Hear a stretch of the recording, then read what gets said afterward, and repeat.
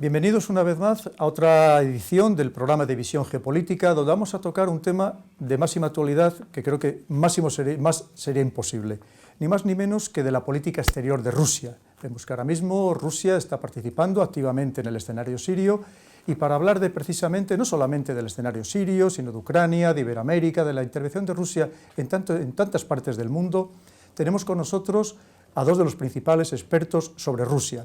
Vamos a comenzar con Cristina Manzano. Cristina, bienvenida. Cristina es directora de Esglobal, una página web, diario, informativo sobre temas internacionales que cada vez tiene más trascendencia, no solamente en España, sino también en Iberoamérica, y Cristina es una de las personas que más sabe en España sobre asuntos internacionales y por tanto es un auténtico privilegio tenerla con nosotros. Por otro lado tenemos a Carlos Puente. Carlos, bienvenido, muchas gracias, que ha tenido la amabilidad de venir desde Viena, de donde reside, para hablarnos de estos temas. Carlos es doctor en Ciencias Económicas, además de licenciado en Derecho y en Políticas, y no solamente eso, ha sido funcionario español, ha sido funcionario de la Comisión Europea y sobre todo es uno de los mayores expertos en Europa del Este y especialmente en Rusia. Como digo, es un auténtico privilegio y un honor tenerles entre nosotros. Vamos a comenzar con Cristina. Cristina, ¿cree usted que Rusia es la que está llevando la iniciativa geopolítica actualmente en el mundo y que los demás van a remolque, que son simplemente políticas reactivas, tanto por parte de Estados Unidos como, por supuesto, lamentablemente, la Unión Europea? No creo que sea tan así, tan flagrante, pero sí, desde luego, lo parece. Rusia ha tomado la iniciativa, desde luego, mediática, ha tenido, no es reciente, no es ahora, como mencionaba, con la intervención en Siria, ya antes, cuando Estados Unidos estaba dubitativo sobre qué hacer, atacar o no atacar en Siria por el uso demostrado de armas químicas, pues la iniciativa que tuvo en aquel momento Rusia de plantear una idea original y positiva, pues ya devolvió a Rusia a un tablero del que solo parecía que había estado ausente en los últimos tiempos. Yo no creo que sea tan su papel como motor de los temas geopolíticos, pero desde luego sí parece que está liderando determinadas iniciativas que son las que siguen los medios y que son las que en alguna manera también hacen reaccionar, aunque no solo a los otros países. Tiene mucho que ver en esto, Carlos, ¿qué opina usted, que Rusia tenga un líder carismático? Un líder que parece que tiene las ideas muy claras, mientras otros países están dudando todavía, por ejemplo en Siria, cuál va a ser la situación final deseada. Él sabe perfectamente la situación que quiere y además los pone con absoluta libertad. Un líder, Putin, que tiene, según algunas encuestas, el 82% de popularidad, que ya quisieran tener la mitad de esa popularidad la mayor parte o todos nuestros políticos europeos, que además que sabe que tiene detrás a un pueblo que es partícipe de las acciones que él realiza, de acciones, vamos a decir, dinámicas en tantos escenarios del mundo. ¿Usted qué cree? ¿Cree que ese es el motivo, Carlos?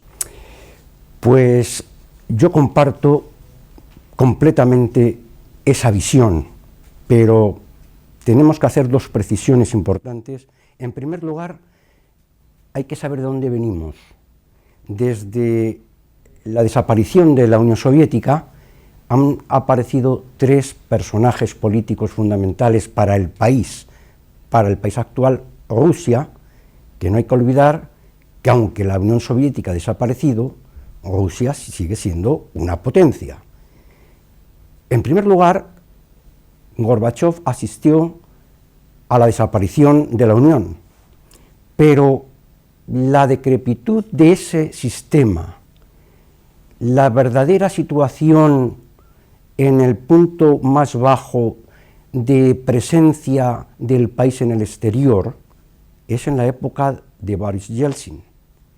Y le sucedió precisamente el actual dirigente, el presidente Vladimir Putin, que efectivamente tiene un carisma muy especial y que ha logrado reponer esa situación en esta transición de un hundimiento en donde Rusia había desaparecido de los escenarios internacionales a estar ahora presente en ellos. Pero el segundo factor es que la Rusia de Putin se ha visto en una situación de querer ser aislada, del aislamiento por parte de otras potencias occidentales. Evidentemente, para cualquier estratega, lo que tiene que realizar es una acción de presencia de la acción-reacción, y eso es lo que tiene muy claro, como bien acaba de apuntar, y ha vuelto, en primer lugar, a recuperar la presencia en aquellos escenarios que la había perdido, y en segundo lugar, a tomar la iniciativa, porque es que no había otra alternativa. Muy bien. En el caso del escenario sirio, Cristina, desde luego creo que lo más importante que nos debe preocupar a todos es que finalice de una vez por todas el terrible drama humanitario que allí se está produciendo. Hablamos, por supuesto, de los primeros, lamentablemente, los fallecidos o los heridos, también de algo que se nos olvida muchas veces, que son las personas que han sufrido daños psicológicos que probablemente les permanecerán hasta el último de sus días, pero también de esas personas desplazadas, de millones de personas desplazadas y de refugiados. ¿Cree usted que Rusia está siendo de verdad la solución? Cuando los demás parece que no encontramos no se encontraba esa solución, ¿Rusia puede ser la solución para llegar a una paz, a que sea una paz inestable, que por lo menos ponga coto, ponga límite a ese drama humanitario? Tal como está actuando ahora mismo, no, porque está contribuyendo a mantener y a devolver cierta capacidad al régimen de Bashar al-Assad, pero solo con eso no será suficiente para ganar la guerra.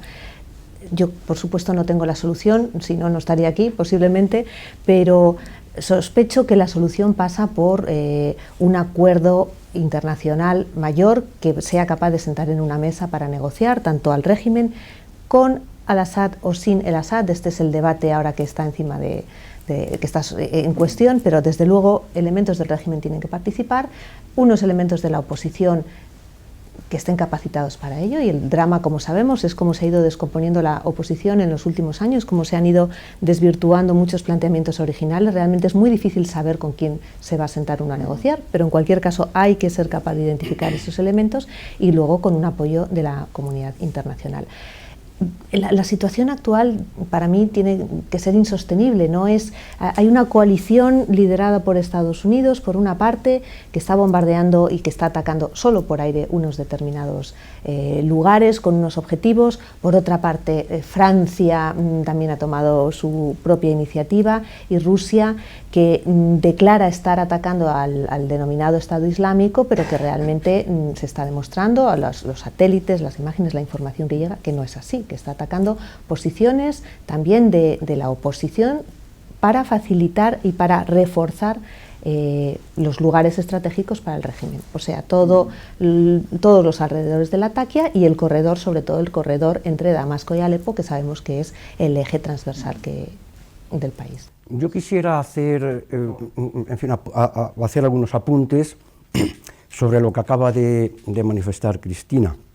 No, a mí particularmente me parece, yo estuve siguiendo el discurso no solamente del señor Putin, también del señor Obama en las Naciones Unidas con motivo del 70º aniversario del organismo, y lo que hizo el señor Putin en ese momento fue relatar lo que había ya escrito en el año 2013 el documento del concepto de política exterior de Rusia, pero apuntaba a una serie de aspectos que yo creo que no podemos diferir mucho los demás, y es cómo ha empezado esa situación, cuáles son las causas. Si nos retrotraemos en la historia y vamos al año 2003 y vemos, incluso antes, en épocas de la Unión Soviética, cómo aparece Al-Qaeda en Afganistán. No quiero remontarme ya a la época de la reina Victoria con la teoría de los juegos y el imperio británico y el imperio del zar. Pero en el tiempo hay que retrasar un poco la perspectiva. Pues nos damos cuenta de que todo el Mediterráneo está en llamas porque alguien ha encendido la mecha. No es que haya aparecido de repente. Esto lo decía de alguna manera también el señor Putin en su discurso, y lanzaba una pregunta retórica a la sala, diciendo que ¿dónde están los que han iniciado esta situación? Claro, no hubo respuestas. En el discurso de Obama, por ejemplo, yo lo encontré un poco decepcionante, porque el presidente Obama es un presidente muy inteligente, y y él lo único que se limitaba a decir en su discurso es que él no dudaría en utilizar la fuerza para defender sus ideales y además señalaba a los asistentes de que cualquiera de esos países podría estar en peligro de seguir los pasos de Crimea. Bueno, yo creo que esto es confundir absolutamente la situación, pero en el tema de Siria es que hay una cosa clarísima.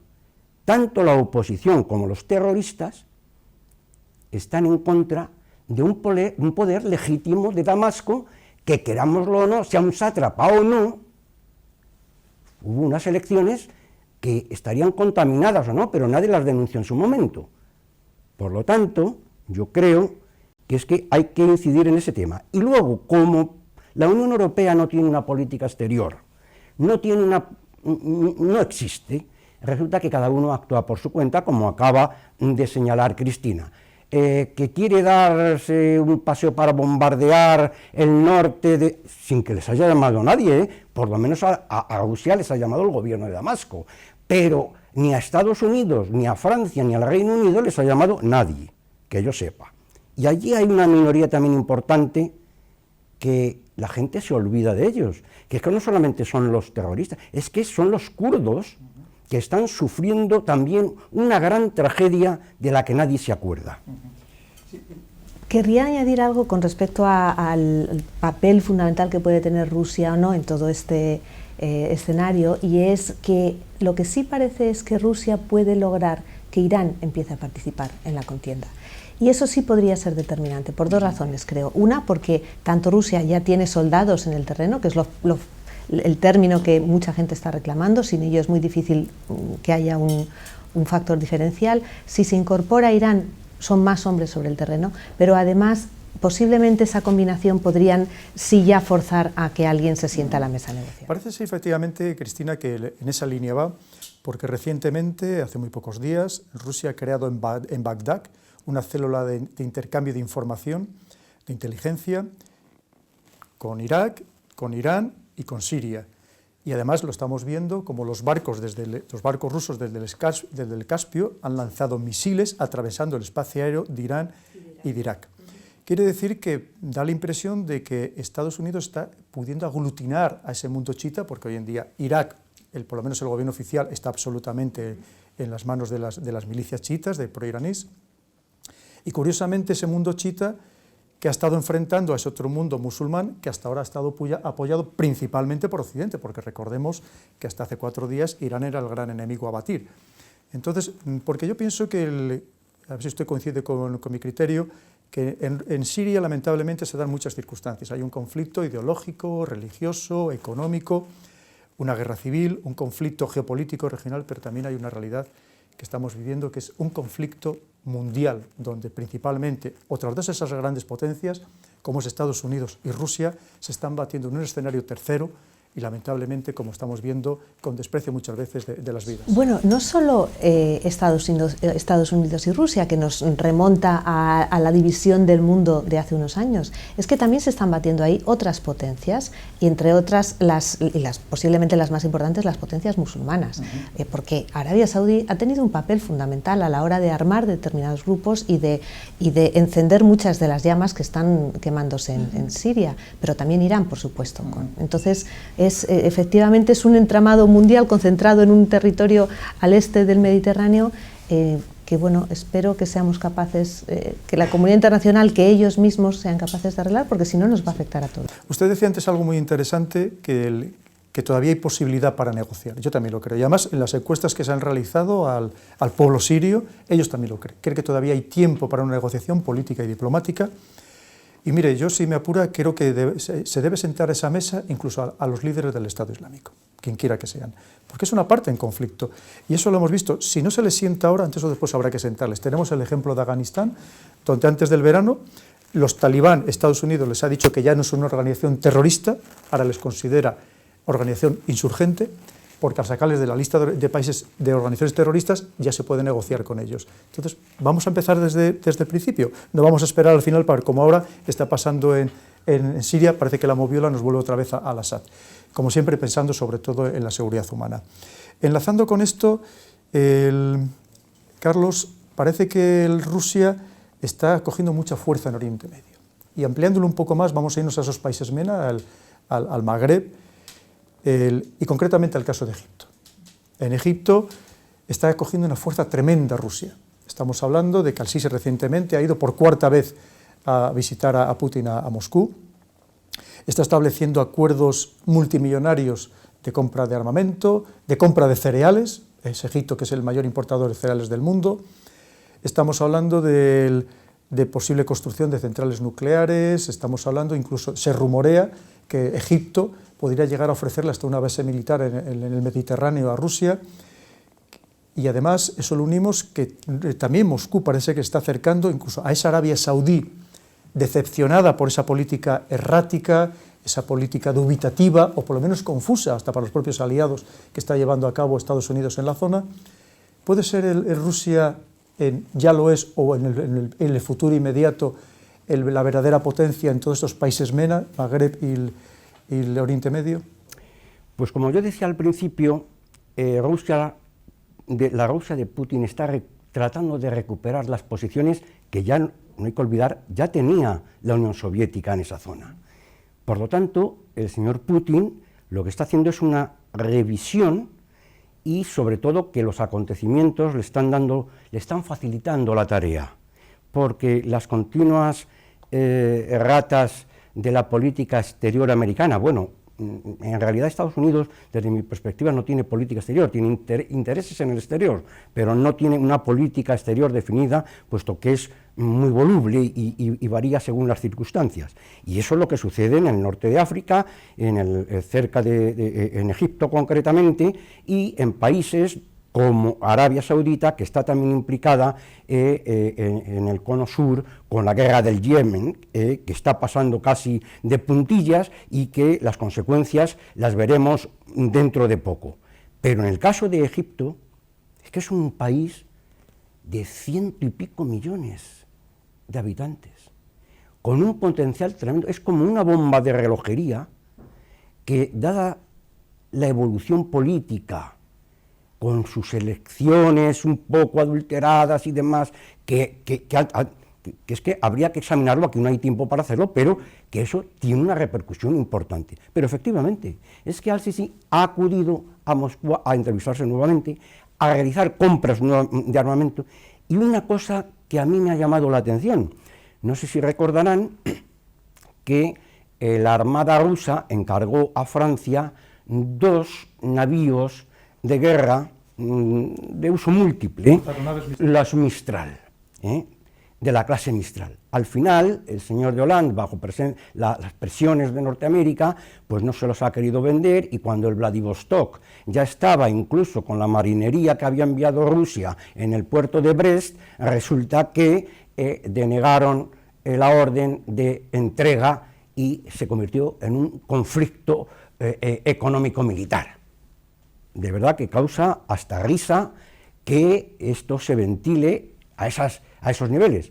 Pues, ¿quién ha comprado los Mistrales o quién los va a comprar? Pues va a ser Egipto, precisamente.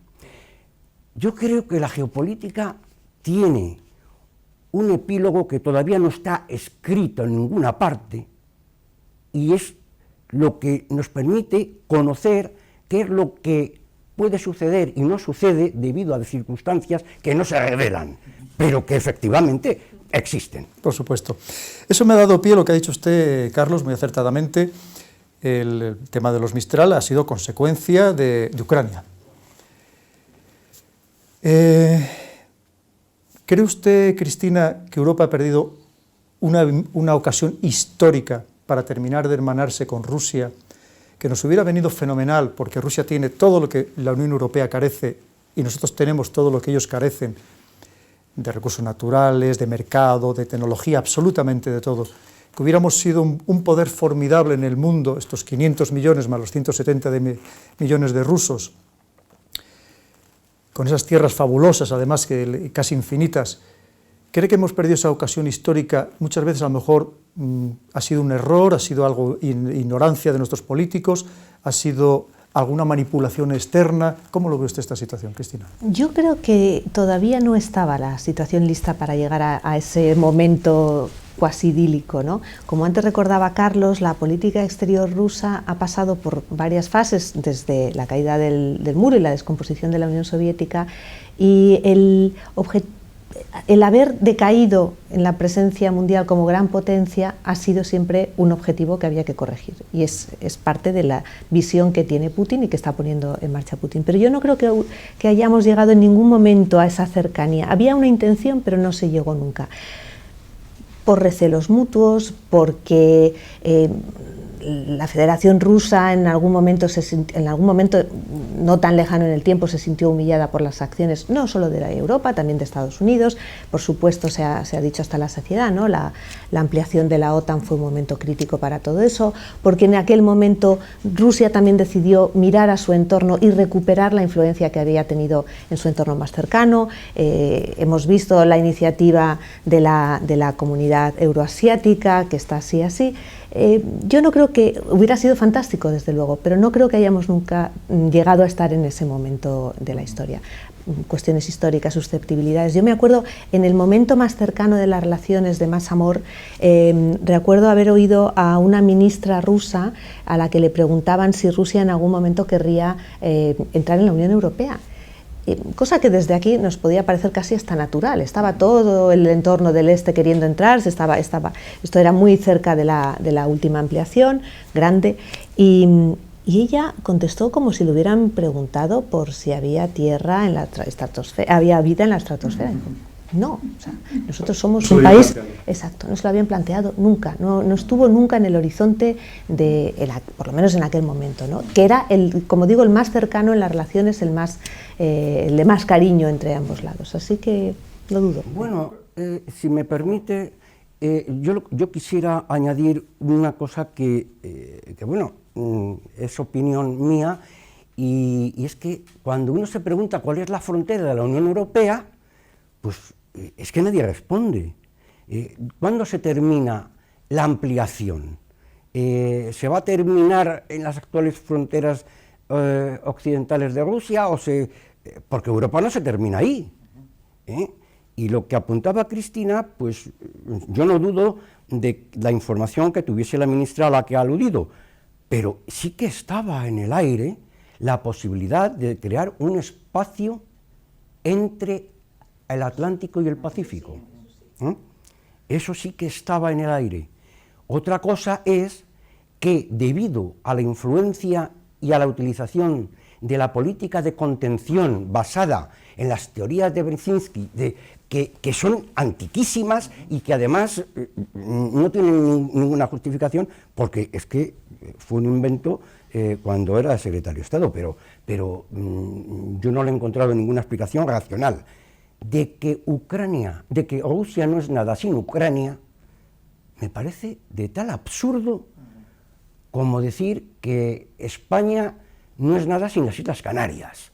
O sea, yo creo que hay que admitir que hay una cierta jocosidad en esas afirmaciones, pero no es serio, y por lo tanto el tema de Ucrania se ha suscitado también por unos intereses que incluso se ha venido pues a apoyar determinadas actividades por autoridades occidentales. Lo que no es de recibo es que en Maidán hubiese embajadores occidentales manifestándose contra el gobierno de Yanukovych, que era un corrupto, pero si es que todos lo son allí, hasta el fabricante de chocolates, Poroshenko. Claro, efectivamente, yo creo que para mí la gran amenaza para Europa en su conjunto es la situación que se puede llegar a degenerar en Ucrania. Es decir, es verdad, lo que tenemos en el sur nos afecta muchísimo, como no puede ser de otra manera, sobre todo el drama humanitario, que creo que es lo primero que tenemos que resolver, pero a mí me preocupa más como amenaza que puede llegar a desestabilizar completamente Europa, lo de Ucrania. Voy a poner solamente algunos datos para que ustedes me profundicen sobre ello. Por un lado, la OTAN está reforzando las defensas inmediatas de esos países que bordean Ucrania, especialmente hay países muy asustados, como son los países bálticos, o como es principalmente Polonia, pero Rusia está haciendo lo mismo. Parece ser que va a llegar a un acuerdo con Bielorrusia para establecer una base en el sur del país, una base que claramente va a amenazar precisamente a estos países, y además de modo muy directo. Quiere decir que estamos viendo cómo la situación, en vez de relajarse, parece que está adquiriendo tono, cosa que a mí personalmente me preocupa profundamente. Como voy a insistir, porque el problema no lo van a tener países muy lejanos a Europa, lo vamos a tener los europeos, y especialmente los europeos del norte, que como vemos están, como digo, terriblemente asustados. ¿Cómo lo ve usted, Cristina? Pues yo quiero pensar que al final triunfará la racionalidad y el pragmatismo, sinceramente, porque creo que esas acciones de refuerzo en uno y otro lado son claramente una muestra de querer que el otro se dé cuenta de nuestra capacidad, de nuestro potencial, etc. En términos estrictamente militares, y no soy la persona que sabe más aquí de esto, la capacidad de la OTAN es muy superior a la capacidad de la Federación Rusa, con lo cual ahí Rusia sabe a lo que se estaría exponiendo. Pero es que, por otro lado, todos saben que para resolver determinados problemas es necesaria la colaboración, con lo cual creo que estamos en ese punto de estirar la cuerda, a ver hasta dónde llegamos, sabiendo que hay que volver a destensarla, porque estamos hablando de Siria, estamos hablando de extremismo islamista, no solamente en Siria, sino en todo un arco del mundo que le afecta muy directamente a Rusia también. Estamos hablando de cuestiones como el cambio climático, para las cuales Rusia es fundamental. Rusia ha recuperado presencia mundial ahora mismo, pero sabemos también que tiene serios problemas económicos, que no son solo las sanciones son lo último en su situación económica, es sobre todo la caída del precio del petróleo. Que esas acciones que antes mencionaban en Egipto y en otros países, igual que en Iberoamérica, igual que su reacercamiento a ratos con China, también tienen un marcado carácter económico, porque Rusia está tratando de, como dicen en los mercados, ¿no?, de diversificar su cartera para poder recuperar parte de esa pérdida que supone la caída del precio de los hidrocarburos. Entonces yo creo que sí se está tensando, pero para llegar a un momento en decir tenemos que solucionar muchos de estos problemas juntos. Esperemos que sea así. Ha abierto un buen frente, Cristina, si me permite, Carlos, que es el de China. La relación con Rusia no deja de ser también siempre un poco ambigua.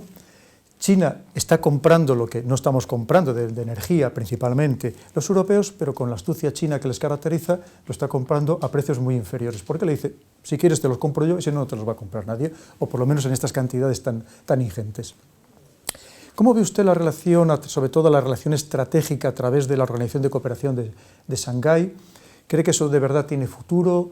¿La relación puede llegar a ser mucho más íntima o tienen intereses dispares que incluso pueden llegar a enfrentarse, como ese cambio climático que le empieza a afectar a Rusia, zonas que se empiezan a deshelar y estamos viendo cómo se está produciendo una invasión de momento pacífica de China en zonas de Siberia, chinos que se ven también abocados a irse de su país precisamente por esa desertificación que se está produciendo en sus tierras, por agua tremendamente contaminada y en definitiva impulsados también por ese cambio climático. ¿Cómo ve usted las relaciones con China, entre China y Rusia? Bueno, en tiempos de la Unión Soviética hubo riesgo de una guerra entre la Unión Soviética y la República Popular de China. Una pequeñita.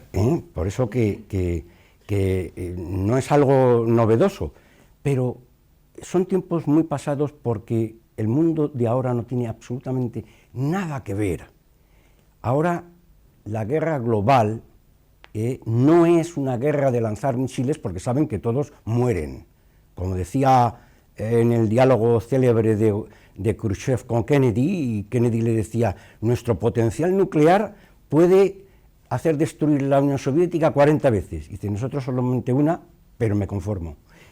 Bueno, pues esto no sucederá, porque como bien ha apuntado Cristina, la única viabilidad es la diplomacia, el acuerdo, y en el caso de Ucrania, pues los acuerdos recientemente, en el mes de febrero, firmados con la garantía del tripartito. Por lo tanto, en Bielorrusia. Por lo tanto, yo estoy totalmente de acuerdo. Y en el caso de China, pues es que China tiene lo que no tiene Rusia ahora, y Rusia tiene lo que no tiene China. A lo mejor, si la Unión Soviética hubiese seguido el mismo modelo del comunismo chino, estaríamos hablando de otras cosas. Pero nos encontramos a una República Popular China comunista, con un sistema de mercado, una segunda potencia mundial que precisa petróleo, gas, etcétera, etcétera. Y lo tiene su vecino. Y han llegado a un acuerdo para los 60 próximos años, que es que no estamos hablando, es decir, Rusia va a suministrar gas durante los próximos 60 años. Claro, ¿qué país se puede comprometer a suministrar energía a tan largo plazo? Solamente si de verdad eres consciente que tu desarrollo te lo permitirá. Claro que estas sanciones que estamos ahora comentando ha impulsado a Rusia a derivar en otras direcciones, en el caso del grupo de Shanghái y el tripartito con India, China y Rusia. Estamos asistiendo a fenómenos nuevos que todavía nadie, por lo menos yo, no me atrevo a aventurar cuál será su futuro. Pero lo que sí es verdad es que Rusia no está tan mal, porque esta situación de sanciones tiene una cosa que está clarísima, tiene un efecto que se llama boomerang. Y además es un acicate para que la economía rusa se diversifique, porque en estos momentos la balanza comercial sigue siendo la misma que la de la Unión Soviética, exportar materias primas, es decir, un país en vías de desarrollo. Por lo tanto, esa es una de las debilidades. Yo en muchas ocasiones a mis amigos rusos les he insistido en estos temas. Rusia nunca será una potencia económica mientras, desde el punto de vista financiero, pueda tener esa independencia que tiene cualquier otro país occidental, aunque no sea una gran potencia, y si no tiene ese poder sobre el mercado, como es una balanza comercial diversificada y que al mismo tiempo pueda abastecer al consumo interno. Por lo tanto, las relaciones en Extremo Oriente, pues yo las veo positivas, es decir, todavía no veo ningún riesgo de que se pueda producir un choque de trenes. Yo creo que eso es muy lejano, y sobre todo que son dos miembros del Consejo de Seguridad de las Naciones Unidas. Eso ya es importante. Otra cosa sería que afectara a una potencia externa que no lo sea y que a lo mejor por méritos propios debería serlo, como podría ser, no digo Alemania, sino también Japón, por ejemplo. Sí. Perdón, si puedo apuntar una cosa en ese sentido, para complementar lo que estaba diciendo Carlos. El único punto de fricción, pero no demasiado intenso, que pueden tener o que están teniendo Rusia y China es en Asia Central, y es precisamente porque China se ha hecho con un mercado y con un desarrollo de infraestructuras que parecía que naturalmente le hubiera correspondido a Rusia, por historia, por relación, incluso por facilidad de idioma, y sin embargo los que están desarrollando las infraestructuras para sacar las materias primas de muchos de los países de Asia Central, de casi todos, son los chinos, y ahí han tenido algún roce, pero bueno, también se ven abocados a colaborar en otros los chinos son especialistas en ese tipo de actividades, incluso ya en África. O sea, sí, por supuesto. Pero, perdón, es que ligado a eso solo quería introducir un tema más que también ha sido apuntado por Carlos y que me lleva a otra reflexión, que es el de los BRICS. Ha mencionado Rusia, China e India, faltan otros dos, claro, Brasil y Sudáfrica ahora mismo. Es muy interesante el proceso que están siguiendo los BRICS, la apertura bueno, todavía apertura no, pero la puesta en marcha del nuevo Banco de Desarrollo, el papel decidido o declarado que tienen de tener también un papel en el nuevo orden global, y mi reflexión va precisamente en ese sentido, ¿no? ¿Hacia dónde va ese orden global? Estamos hablando de potencias como hace 40 años, ¿no? Dos grandes potencias, y sin embargo ahora estamos asistiendo a una fragmentación de ese espectro que no sabemos muy bien cómo se va a definir. Sí. Todo lo que han comentado me ha dado pie a cambiar de continente. Es decir, han comentado, algo que estoy totalmente de acuerdo, que la guerra que actualmente se libra de modo permanente es esa guerra económica, también muy librada por los servicios de inteligencia, que tienen un poder tremendo, y parte de eso deriva en la guerra también de la propaganda, porque vivimos en una propaganda que muchas veces cuesta trabajo discernir, y cada vez más la realidad de lo falso o de lo que nos han creado. Precisamente en esta guerra económica nos podríamos ir a Cuba. Cuba para mí es una derrota de esa guerra económica que ha sufrido Cuba y una victoria por parte de Estados Unidos. Pero la derrota también va hacia Rusia. Yo creo que ha sido, en cierto modo, para tratar de expulsar a Rusia de esa zona, no solamente de esa Cuba donde, por ejemplo, les acababan de condonar Rusia prácticamente toda la deuda que tenían, donde pretendían reabrir esa famosa base de escucha donde les había permitido escuchar no solamente la guerra del Vietnam, sino todas las guerras del Golfo, desde esa base de escucha, con capacidad de ser de más de 2.000 kilómetros. Pero es que estamos hablando de Nicaragua, porque estamos hablando de la que ahora mismo Rusia, junto con China, quería abrir ese segundo canal de Panamá, por así decirlo, un canal interoceánico, incluso que permitía un ahorro de 10 días, mucho más barato, que por supuesto iba a dañar enormemente a Estados Unidos, y además que estaba haciendo de cerco estratégico también a Estados Unidos, que jamás lo va a permitir, porque el principal temor de Estados Unidos en Iberoamérica es que Rusia, precisamente, otra potencia, establezca bases poderosas militares. ¿Cómo está la situación de Rusia con Iberoamérica? Porque tiene muchos intereses en Venezuela, en Argentina, en Perú. ¿Cómo ve usted la situación de Rusia en Iberoamérica? Yo veo una relación más de cara a la galería que de influencia real en estos momentos. La relación con Cuba realmente acabó con la caída de la Unión Soviética, porque Cuba lo que necesitaba era fondos, necesita sobrevivir, y por eso dejó de tener la asistencia directa y la presencia real y permanente de Rusia, de la Unión Soviética entonces, en Cuba, para pasar a Venezuela. Y el cambio en Cuba ahora tiene que ver con la situación de Venezuela, con que esa asistencia no la tienen garantizada en los próximos años. Ya no es sostenible la economía de la isla si no tienen otra vía de acceso al dinero, a las materias primas, etc. Yo creo que está sinceramente muy diluida. Ha habido momentos también de mucha presencia mediática, porque las fotos de Putin con Chávez eran muy llamativas, etc.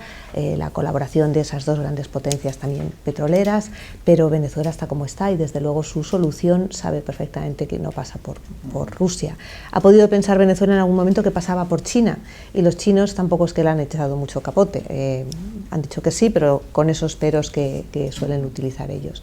Así que, insisto, yo creo que acabada la razón ideológica para la presencia y el dominio ideológico, que era muy importante en América Latina, creo que en términos reales no es tan importante. Ahora bien, sí que permanece en muchas instancias de la región todavía ese pozo ideológico, no con el grado ni con la intensidad de eso de hace 30 años y de la Guerra Fría, pero sí que se nota todavía en muchas instancias de las sociedades y de las élites latinoamericanas ese debate entre lo que fue la izquierda, representada en su momento por la Unión Soviética, y otra forma de ver la vida. Eso todavía quedan resquicios. Coincido, porque hay ciertos países efectivamente considerados antiimperio o ciertamente enfrentados con Estados Unidos, como puede ser no solamente Venezuela, sino incluso Argentina, donde, por ejemplo, la RT, la televisión rusa, que por cierto tiene 700 millones de espectadores en más de 100 países, está calando con muchísima fuerza en Iberoamérica,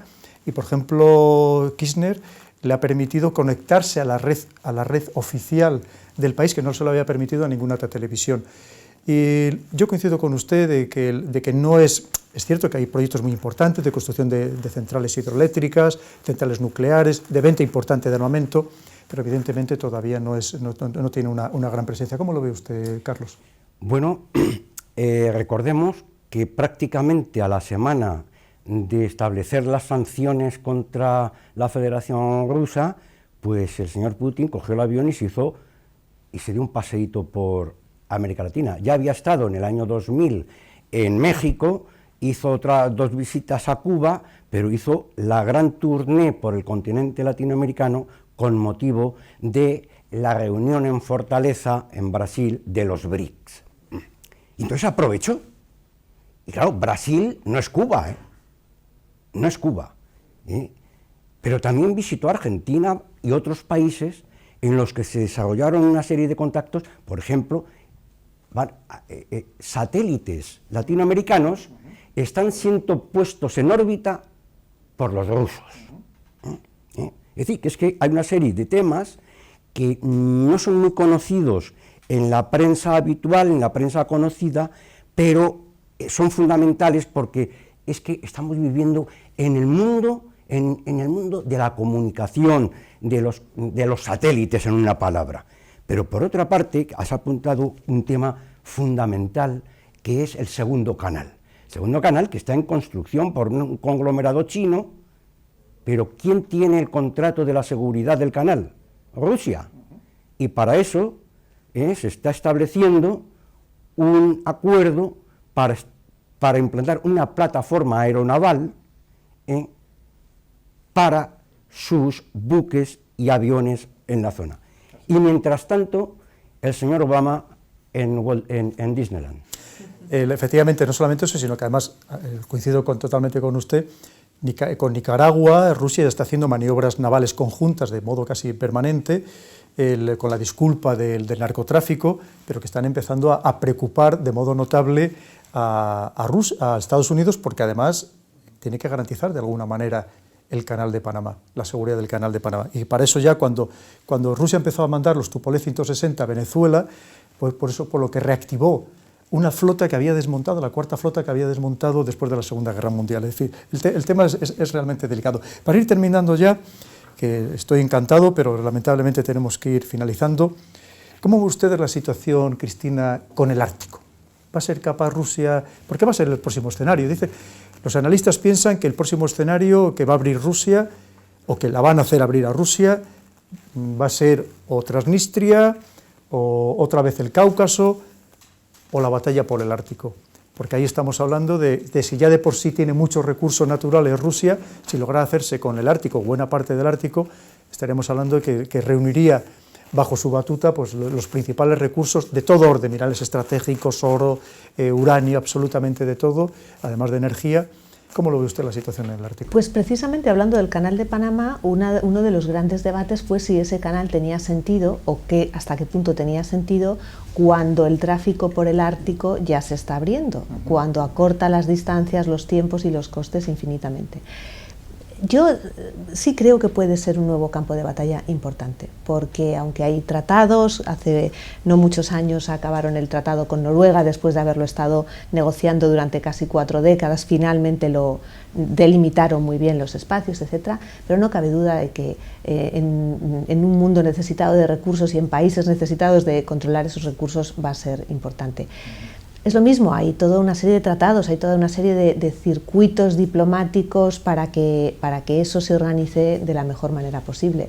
Pero en estos momentos yo soy incapaz de dilucidar hasta qué punto uno se resistirá o no se resistirá. No es solo Rusia quien tiene ahí la capacidad de ser más o menos agresivo, de cumplir más o menos los tratados. No olvidemos que hay otros muchos países que están involucrados y que también van a...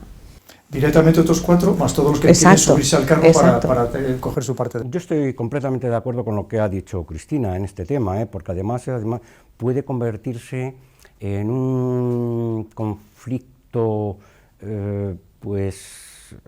mundial, no solamente los países que son limítrofes, después de haber delimitado las fronteras en Bering con Noruega, por ejemplo, pues han aparecido otros intereses, y sobre todo hay una cosa muy interesante que hay que constatar, y es que hoy día es importantísimo el transporte de las mercancías.